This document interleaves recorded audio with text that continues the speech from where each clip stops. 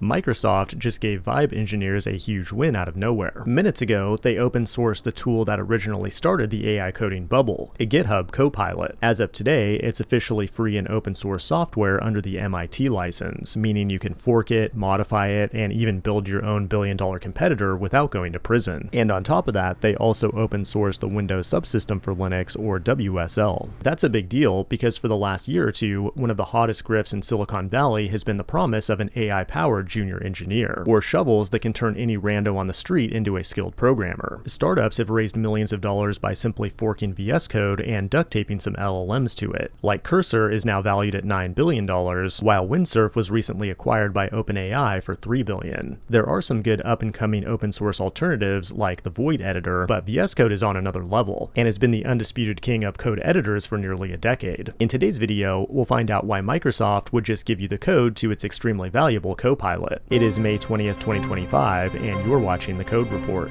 The timing for this announcement is interesting to say the least, because OpenAI and Microsoft used to be rock-solid partners. They used to have an exclusive deal to train their models on Azure, but Microsoft recently ended that deal. Then, just a few days ago, OpenAI announced Codex, which is a cloud-based coding agent that can generate an ungodly amount of bugs in parallel. But it's a product very similar to GitHub Agent Mode, which was just announced a few months ago. Then yesterday at Microsoft Build, they announced how it's being integrated directly into GitHub, while also adding support for the Model Context Protocol to all their products, including Windows 11, paving the way to give artificial intelligence full control over your operating system. That's a huge opportunity for developers and hackers alike, and it's essential for any company that wants to win the AI race to win the hearts and minds of developers, because according to Anthropic's recent study, the vast majority of people who use and pay for LLMs unironically are programmers. OpenAI has been lagging behind with programmers recently, but to change that, they recently locked in a massive deal by acquiring Windsurf for $3 billion,